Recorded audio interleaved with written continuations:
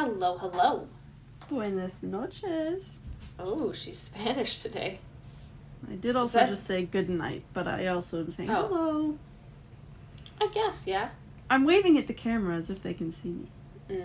We do that a lot. You can't. Yet. Hopefully in the future. Yes. Well, hello, friends. I was going to say, how are we? You can't tell me. I hope you're good. I'm good. I'm still sick. It's been a while, huh? It has been weeks. That's what happens when you work with kids. They're just gross. Yeah. I feel okay. Oh, must so be far, nice. So good. Must be nice, Jamie. It is that time of year, though, so I'm probably going to get sick.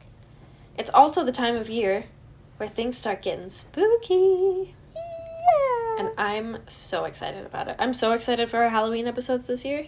Me too. I've been thinking about them since July. And there's so many scary movies coming out. I'm so excited. So many. I was telling Jamie earlier, I went to see A Haunting in Venice last night. And my friends and I went to see The Nun 2 the other day. I saw that the other day. It was not as good as I was hoping it was going to be. I was going to say it was fine. Yeah, it was... it wasn't as scary as the first one. No. Whatever the first one had, this one was missing. But I agree. But I loved our dear friend Violet. I don't know her name in real life. Tessa? Violet. Yeah, she did really good. And the guy that plays the... You think he's hot, don't you? Oh my god. I knew you would. He is absolutely your type. So hot. Frenchie? Yes! Oh my god. I'm Kate. And I'm Jane, and this is Creeps and Coffee. A show where we talk about the dark parts of the world around us. Cryptids, conspiracies, things that go bump in the night. And the crimes behind the scariest creatures of all, humans. Join us as we take a look at the stories sure to give you the creeps. Pull up a seat, grab a coffee, and let's have a chat. Cryptids! We're back talking about cryptids. It's October. It's spooky season. It's time for the spooky creatures. I feel like it's been so long. It has been so long. Our last one was not the Christmas special. Our 2-year anniversary. Was it? I think so. Talking about cryptids? Has it been... Okay, this is my problem when we have episodes like this, is Jamie and I genuinely talk about cryptids at least once a day. Yeah. So every time she's like, let's do a cryptid episode. I'm like, but we just talked about them. She's like, we actually literally didn't. Yeah. I'm like, do you remember this, and this? Those were the last few episodes. Sounds fake, actually. But they're one of my favorite things to talk about. I love the myths. I love the folklore. I think they're perfect. Because it's animals and also haunted things. It's animals, it's spooky things, and I also love a lot of the cryptids. They're just, like, local legends, so you're also learning about different cultures. Like, history. In, like, Brazil, Scotland, Japan, they've got loads and loads of, like, cryptids or, like, myths or magical creatures, and I love it, because it just intertwines my anthropological need to learn about culture and my magic stuff that I love also. Was I telling you recently that I wish dragons were real? You were. This was a conversation that we had, yes. I miss dragons. I've never met one. I want one so bad. I want them to be real. I've never met one, but I think they'd be lovely. I just want them to roam the earth. I could be the Daenerys. I could tame them. Anyway. So, we're gonna do some spooky cryptids today. Mm-hmm. We have had, even though it's been a while since we've talked about cryptids, we have done quite a few episodes on cryptids. There's so many. That's exactly what I was going to say. It hasn't even brushed the surface. Yep. So we've got even more to dive into today, and I'm stupid excited about it. So I will start off with one called The Hide Behind. So this is an American folklore legend. The Hide Behind is a nocturnal creature. Spooky. The Hide Behind supposedly preys upon humans that are wandering in the woods and has been blamed for many disappearances of early loggers when they failed to return to camp. Obviously, Okay. you can explain that away, but for the sake of this episode, it's the hide-behinds. So what do they... Sorry, I'm probably cutting off part of your story by asking this. Mm-hmm. What are the... Why do they think the guys just didn't go missing? Why do they think that it was a hide-behind? What are the telltale signs of a hide-behind hiding behind you? The reason people think that is because people will see stuff out of the corner of their eyes while they're in the woods. So someone looking around the woods, if there's a hide behind around and they try to look at it, the creature will hide behind an object. So you can never actually see it. See, I knew you wouldn't like this. So you just see like a little black thing darting into it, like behind a tree, behind a bush, behind you. No, I'll pass, I think. Yeah. Hence the name the hide behind. It conceals itself so nobody will look directly at it. And it uses this ability to stalk human prey without being caught and then attack them without warnings. I don't like that at all, actually. And it's said that when the hide behind attacks people, it drags them back to its lair to then eat them. Don't worry, it has an aversion to alcohol, so you're good. Oh. Wow. She's feisty today, folks. I love you so much. This is me admitting that was impressive. Thank you. Thank you. That was a roast that I will happily take. Also because it's true. I'm pickled at all times. I will also, unfortunately, say people also relate this to, like, skinwalkers. Because hide-behinds also make strange noises in the forest to try and lure people in. No, see, there's too many of these things that are similar like that I just don't go in the forest. Yeah. I don't care what it is. I don't want to see it. Early accounts describe hide-behinds as large, powerful animals, despite the fact that no one can see them. So there's really no clear images on what they are. No, I don't... There's So something if about... you Google it, there's a whole bunch. Some are scarier than others, but... It's like... You guys can't see me, but I'm, like, cupping my chest. Because I'm, like, uncomfortable. Something about things, like, peeking and, like, ducking... Ugh. No. Well, I hate that too. Like, when I was younger, it used to scare me. I don't remember what it was, but stuff like peeking underneath your bed or between the crack of your door. So I never have my door cracked open just a little. I can confirm that scares her because I used to do that to her all the time. Oh. And, like, I don't remember what movie it was, but there was one when I watched it when I was a kid, and someone, like, lifted up a blanket, and something came up from underneath the foot of the bed in through their legs, and I was like, oh, so scary. So, I'm not a fan of peekings. I never mentioned, my three are actually, they are inspired by Harry Potter, because R.I.P. to Dumbledore. I found out that the man who played Dumbledore passed away the other day. Before Jamie did. And I waited all day for her to find out because I didn't want to be the one to break the news. And she called me crying. Well, texted me. Couldn't call me. Yeah. She sent plenty of videos just sobbing. So we had to incorporate that little spark of our childhood in. And thank you for letting me. R.I.P. Michael. The hide behind has also been featured in other stories as well, so it's not just a Harry Potter thing. Not just Harry Potter. It was also in a Gravity Falls short called The Hide Behind. Fantastic show. Literally. There's a novel about it called The Hide Behind. Super creative. I know. Featured in a 2014 indie horror game called Forest of Whispers. Actually sounds scary. It's in a Harry Potter game. And it's also in a trading card game, MetaZoo. You know what? It's called MetaZoo Cryptid Nation, so... Okay. And that is the hide behind. I would like to hide behind that story, because that makes me itchy. I knew you wouldn't like that it hid behind stuff, which is why I was like, I'm picking this one. There's evil is what she is. This is what happens when you're friends for like almost 18 years. You're like, you know what would actually bother Caitlin the most? I'm picking it. Yeah.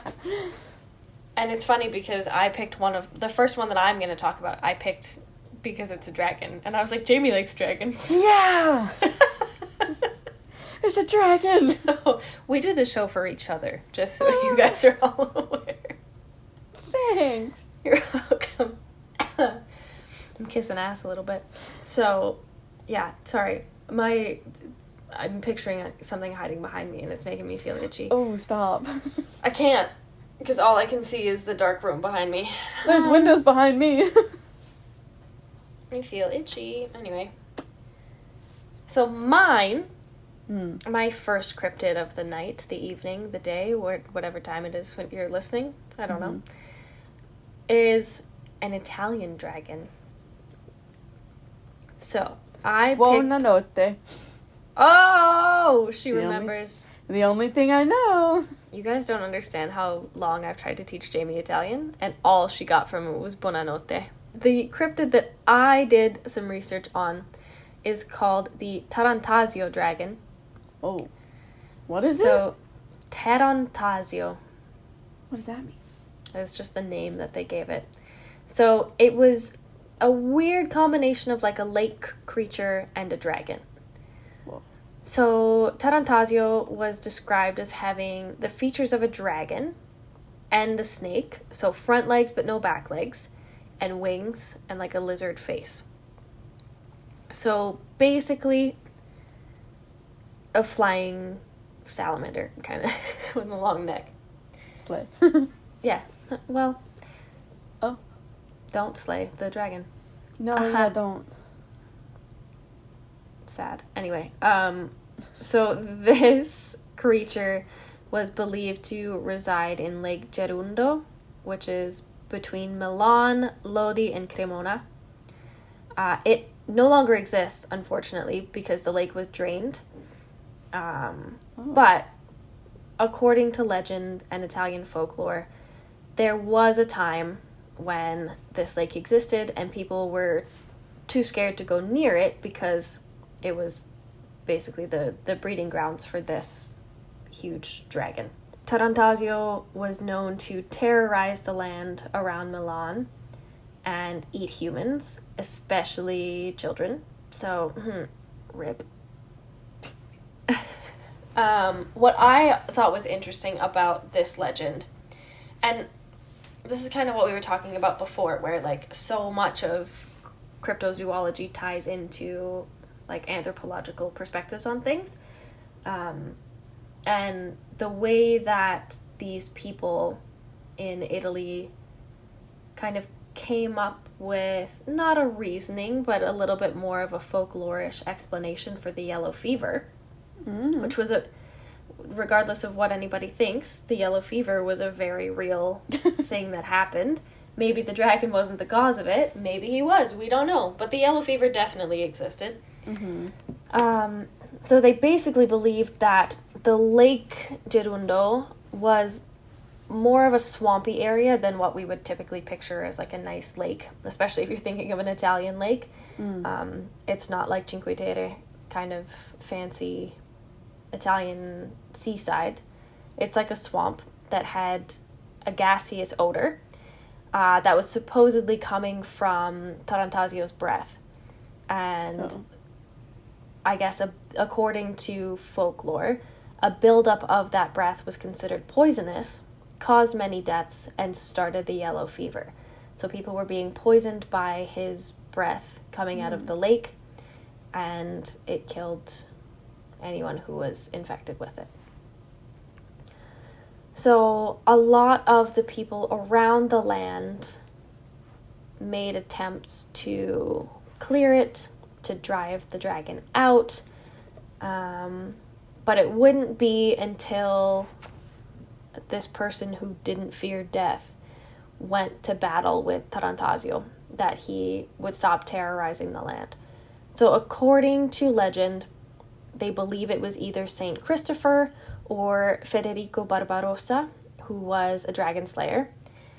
But there's also especially around Milan, there's a lot of people who say that it was Umberto Visconti, who was a very famous Italian, who was the dragon slayer. And eventually, Umberto Visconti added the Visione, which is like basically a dragon devouring a child, onto his family's crest. So they believed that because he was this dragon slayer, it wasn't just a Visione, it was Tarantasio. So even though Tarantasio is maybe not a cryptid that exists anymore, there's no sightings that they see now, he's still a very relevant part of Italian folklore and Italian culture, especially in Milano. So one of the most famous places in Italy, especially Milan, is the Duomo, like that, with that big plaza. Everybody knows it. Jamie and I had tickets to go see it the day that COVID shut Italy down, so that was sick. But in the carvings, in the carvings on the Duomo, you'll find a dragon, and that's supposed to be Tarantasio. Obviously, like I said, in the Visconti family crest, there's the Visione. There's a place in Pizzichetone called the Church of San Bassiano that supposedly has a gigantic bone that they say is the rib of Tarantasio, as like proof that the creature existed and has been slayed. But obviously there's no way of DNA testing a dragon. But that... Yet. Exactly. So that raises sort of the interest when it comes to, like, cryptozoology being proven, is if you have artifacts like this that are supposedly from these cryptids, why can't we prove that they existed? But that's a whole other conversation. But that is the story of Tarantasio and Italian serpents. Beautiful. Thank you. Do I believe it caused yellow fever? No. Probably not. But I think that's a really interesting take. Right? Yeah. Like, I love that when you can tie history into what is likely... Myths. Yeah, myth is a good word. Fiction feels harsh. Yeah. Because you never know. And obviously, if you're talking to Jamie and I, we are firm believers in the unknown. But... Well, people had to explain stuff away. Exactly. Just the same way people, who suffered from hysteria, people were like, oh my god, she's possessed. Mm-hmm. Was it wrong? Yes. Was it all that they could think of at the time? Yes. Was it an explanation? Yeah. Yes. The right one? No. No. Perfect. Thank you for that, Caitlin. Thank you. I can't say the name.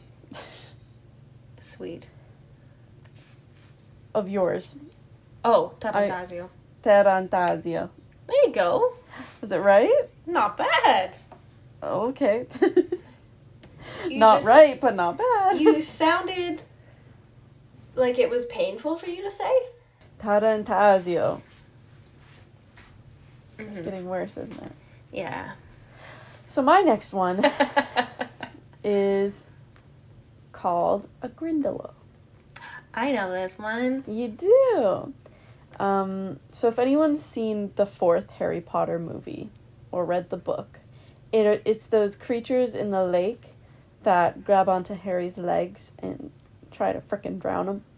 Frickin' drown him in the lake. And they're really scary looking and creepy. Super scary. Why do you listen to our podcast? Sometimes we do voices like this, and then I'm like, we have hundreds of people that are like, sure. Yeah. So they're pale green. They are. They've got some horns, some sharp teeth. They're really ugly. And they're not just cryptids from Harry Potter. Oh, yeah, I'll get into that. They're, like, humanoid. They've got claws and, like, long, skinny arms and fingies at the end. Greenish. I'm not describing you, Caitlin. Am I? Yes. So they appear in the Jane Yellowrock series. They're also in D&D. They're also in The Scar, and they're also a real legend from the counties of Yorkshire and Lancaster. Yorkshire. Nope, I like that you said Yorkshire. It's Yorkshire, isn't it? It is. No, you killed it. And Lancashire. Lancashire. Yeah, that's what I said. So, it's an English legend. It's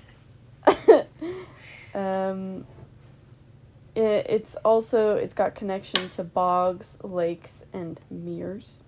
They also dwell in ponds and marshes, and they wait for unsuspecting children to, hop on by where they can grab them and then pull them under the surface of the water. Can I make an observation? Yes. As much as I hate growing up, Uh-huh. I feel significantly less concerned I'm going to be attacked by a cryptid at almost 25. If you look at the dragon, if you look at the Grindylow, if you look at 90% of cryptids, they attack kids. Okay. I was going to say because they're not real, but that makes sense also. Not because they're not real, but because I'm not a child anymore. Right. Similar water spirits to the Grindylow are Jenny Greenteeth, Nellie Longarms, and Peg Powler. These are just things that I got called in middle school. Well, Peg Powler's a hag and water spirit. Nellie Longarms is a hag, and Jenny Greenteeth is a river hag. I stand by what I said. The last thing I'll say about them, besides the fact that they use their long fingies to strangle people sometimes, and occasionally eat them sometimes, is that apparently mer people would keep Grindylows as pets. Okay, somehow that makes them more endearing to me. I was gonna say I really don't like the thought of those, but the thought that mermaids were let's keep a little guy, He's just a little guy. He's just a little dude. And that's me on Grindylows. I will say, also known as Grundylows, but I don't like saying it like that. I will say, Grunkle Stan. Yep. I did not enjoy the Grindylows in Harry Potter. They're scary, huh? I thought as someone they who were very can't well swim, done. that must be real scary. Precisely. As a child who already had a fear of the water and magic for some reason. That's something for the therapist to talk about. Yeah, we got a lot to talk about. Anyway, thank you for that, James. Let's avoid going any bogs anytime soon if we can help it. Done. Beautiful. Okay, my next one. I am not confident on what it's called. I think it's pronounced ahool. How do you spell that? Ahool. Ahool? Oh, Ahool. I feel like I've heard of this. You got it. It's kind of like... I picked it because I thought it was endearing that the reason they call it an ahool is because that's the sound it makes when it flies down. Ahoo! So it's kind of like a Pokemon in that sense. That was on my list. Pokemon? No, Ahool. Oh. See, I knew that. Yeah, continue. Tell me about it. So, the Ahool, it sounds kind of goofy and funny. It's terrifying. Oh. 'Cause I don't like things with wings. So basically, an Ahool is a giant winged monkey. Okay. So it has features of both a chimpanzee and a bat. So its face is like a combination of a chimp face and a bat face. It has large dark eyes. large wings that are often red-skinned, claws on its forearms, and it's covered in gray fur. So the flying fox, which is the largest bat that we know about, is huge, like human size. The ahul is 3 to 4 times the size of the flying fox. It's found in the deepest parts of the jungles of Java in Indonesia. Okay. And there's also a subspecies, I kind of find this interesting, there's a subspecies known as the ropen in New Guinea. Okay. So the only difference with the ropen is that it has a long snout. Excuse me, instead of a flat face like a bat or a chimp. Oh. So I kind of like that it's like the cousin cryptid. Okay. I think that's cool. Yeah. The ahul is mainly believed to eat large fish and local fauna, and occasionally attack humans. It does not go for humans all the time. It's like a typical animal in that sense. Mm-hmm. It will attack if provoked and when it feels beneficial, but it's not out solely for humans. So the initial sighting and description of it was in 1925 by a man named Dr. Ernest Bartels, Ernie, who was exploring a waterfall when this giant creature flew over his head. And then again in 1927, Dr. Ernie was lying in bed in Western Java, and around 11:30 at night, he heard that same ahul sound coming from outside. Can you imitate the sound? No, I won't. Darn it. And he saw it fly over his hut. So there's been local sightings, there's been lots of... Could it just be Mothman's uncle? I hope so. Because that means that there's... Like, there has to be some sort of connection between these, like, hairy humanoid things that fly. Yeah. And I think that's hilarious. But anyway... I nodded. You guys couldn't see. That's true. I didn't even think about that. I was like, yeah, obviously, JB nodded. She's... yeah, it doesn't necessarily attack humans, which is kind of comforting because that's not something you see a lot of when people are talking about cryptids. They don't all just go for humans and go for blood all the time. Mm-hmm. Not saying that it doesn't happen, because it does. But it's like a shark. If you're in the water, it's fair game. Anyway. Me no like. Ahul. You were right that it's kind of spooky. Just a little. Just a little bit. And I don't think I would ever want to come into contact with... No. Is that actually how you say it? Ahul? I don't speak Indonesian, so I'm not sure. But it feels like it. Okay. Sorry if we've been mispronouncing it this whole time. We try our best. We really do. We really do, even if it doesn't sound like it. You guys should hear us practicing. I have one more. I have to stop that. I have one more. It's okay, my last one's Scottish, and I've been doing a Scottish accent all day. If you had the chance to change your fate, would you? Would you? So my last story, myth, cryptid, thing, is one from southern France. Southern? Yes, southern France. Stop bullying me. I'm not. And it is called a matagot. Or if you're Canadian, matagot. It's okay, in French it's probably a matagot. Oh, I'm not going to say it like that, sorry. That will sound like I'm not saying that that's what it is, but... Yeah.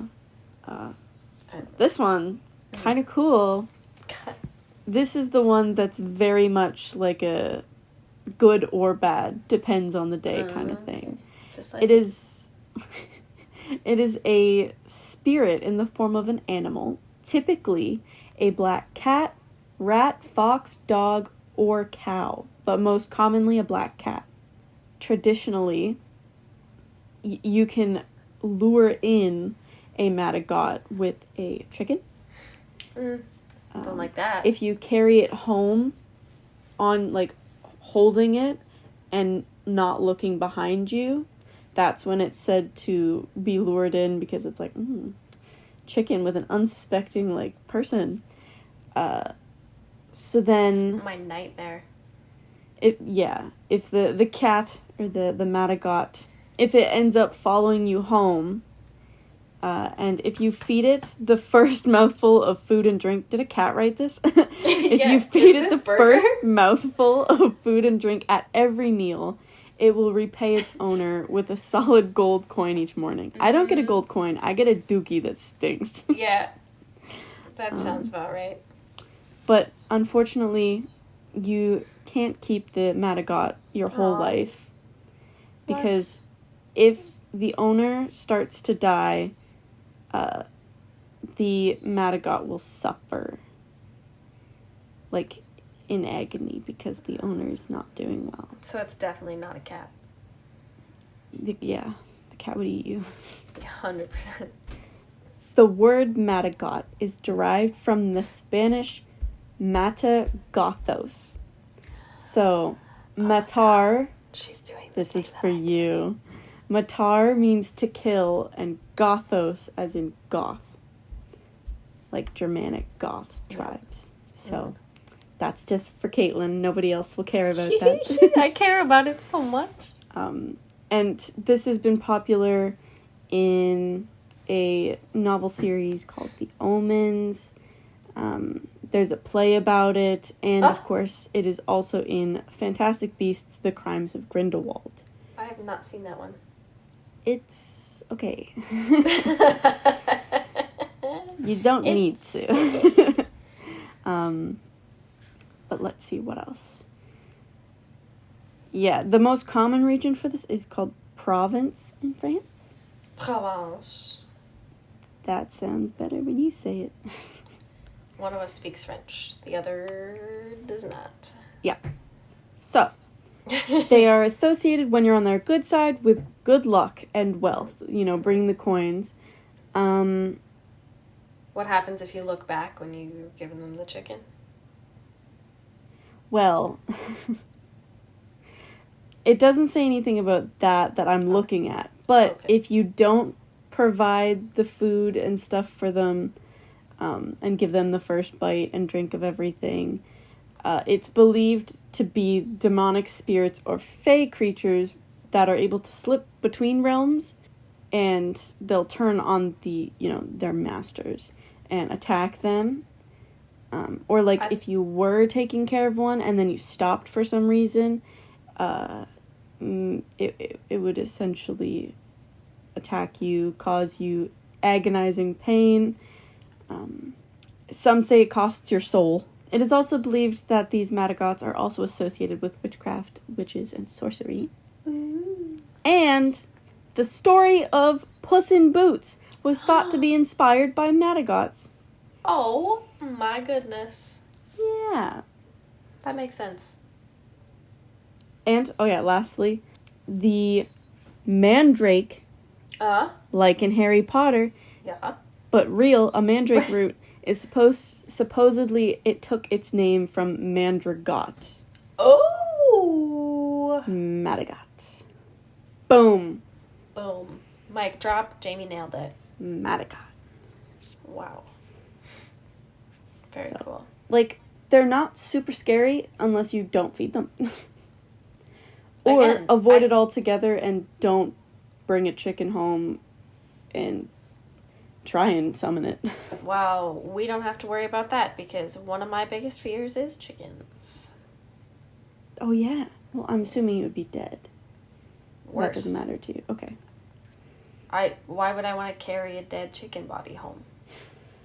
You know how many weird looks I'm going to get? At least 2. At least. All right, Kate, what's your last one? Or do you have any more thoughts about the Madagot? I have a lot of thoughts about the Madagot, but none that are relevant. Okay.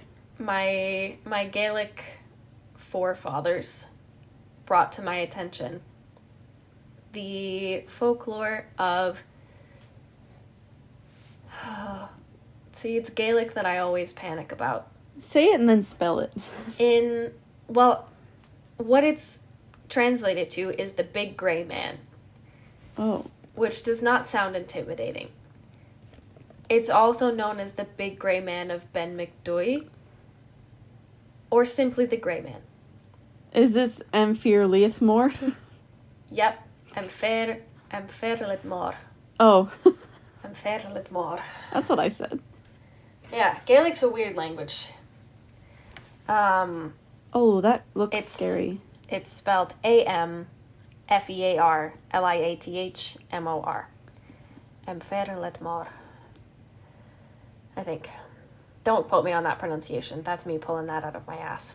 But this looks scary, Caitlin. Yes.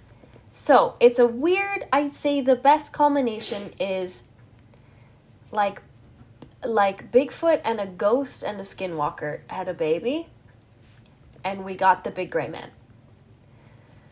So, he's essentially reported to be super tall and skinny, over 10 feet tall, dark skin, dark hair, long limbs, broad shoulders, and he's only seen in the fog.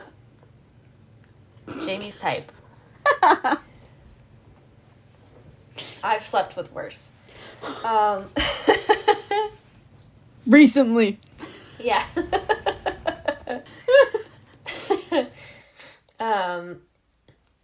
So he remains in the fog, and the way that people know that he's there, if they're not seeing him, they start to hear the crunching sound of the gravel. No. As people are climbing the mountains, and a general feeling of unease. I already feel that. Yeah. I don't like things that are hiding, and I don't like things in the fog. Interestingly, speaking of Wales, the Big Grey Man has a lot of similarities to a Welsh myth known as the Grey King. In Welsh, it's the Brenin Lloyd, which, for those of you who remember one of our Christmas episodes, I don't know if it was our last one or the one before, we talked about the Mari Lloyd, which was that, like, ghost horse. Yeah. That knocks on people's doors at Christmas time. This one, the Brenin Lloyd, is also sort of a ghostly, creepy, corporeal figure that uses the fog around mountains in Wales to prey on travelers. Nor. Particularly, the Welsh one preys on children. The Big Grey Man doesn't discriminate between child and adult. Oh, good. Just creepy all the time. Exactly. So the first sighting, or the first recorded sighting of an encounter with the Big Grey Man was in 1925, which I think it was the same year as the Ahul, which is kind of funny. But it was by a man named J. Norman Colley, who was a really well-recognized hiker at the time, a professor, and a member of the Royal Geographical Society. So, not that anyone is less believable for any reason, but this was a professional guy who was, like, credited for being intelligent. So, I have the account of his, he gave his account in 1925 based off an experience he had in 1891 at the summit of this mountain in Scotland. So he said he thought he heard the sound of his own footsteps, and he said with every few steps that he took, he heard more crunches behind him. No. He said, as if someone was walking after me, but taking steps 3 or 4 times the length of my own. And I hate that. Yeah. He's quoted as saying, "Whatever you make of it, I do not know. But there is something very queer about the top of Ben McDoy, and I will not go back there again." Which, smart man.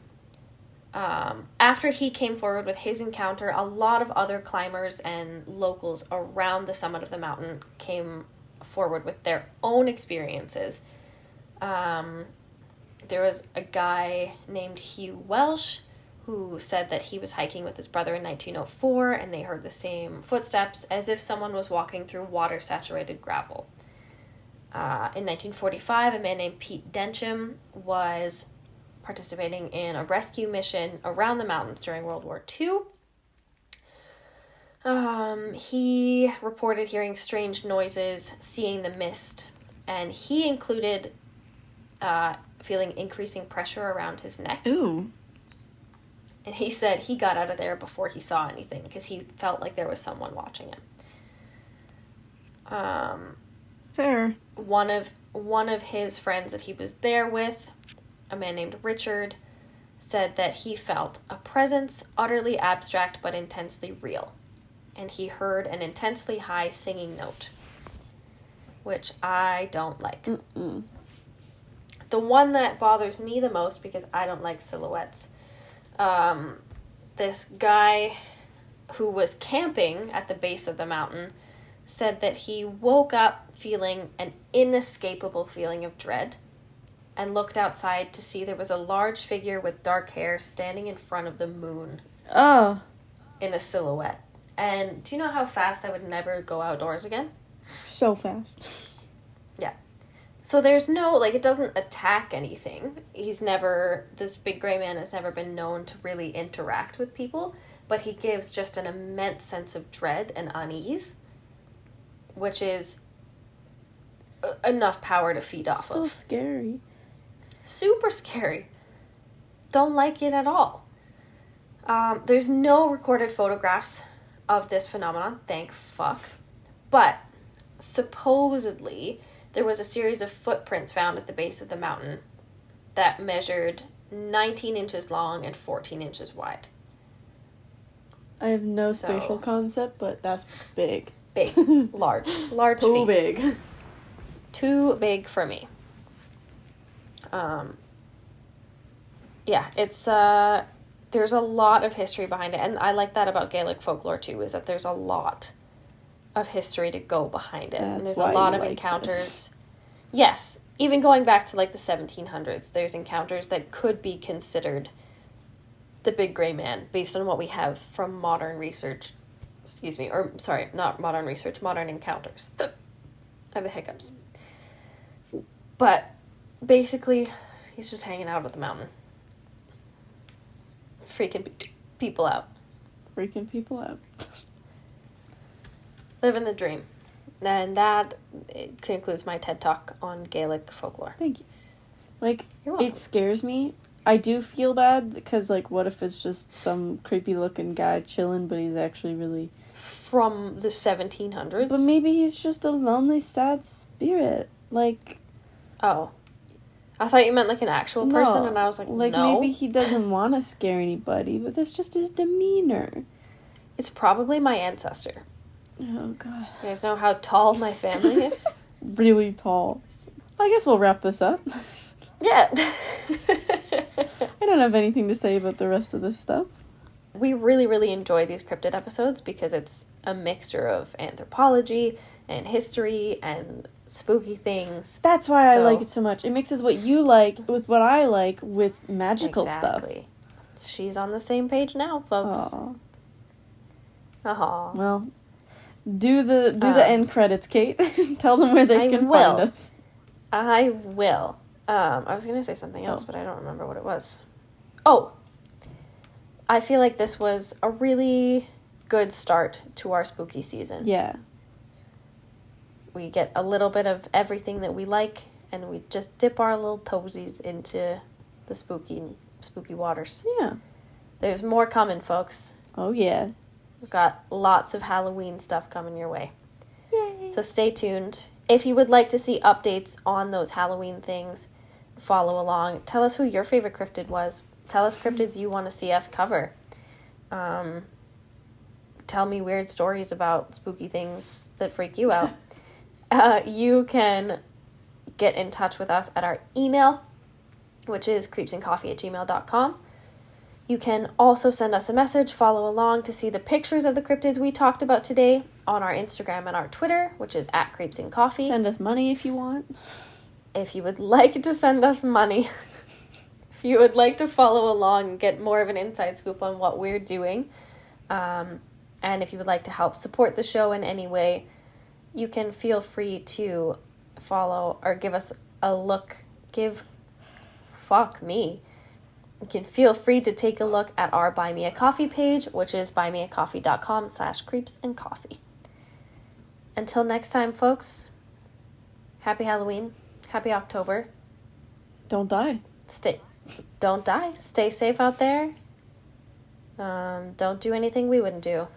There's a lot that we would do.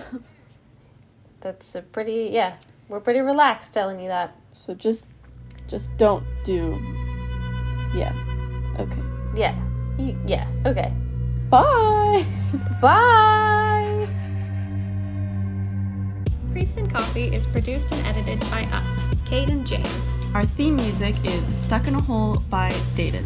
For more information on where to find them, check out the link in our show notes. And to connect with us, follow us on Instagram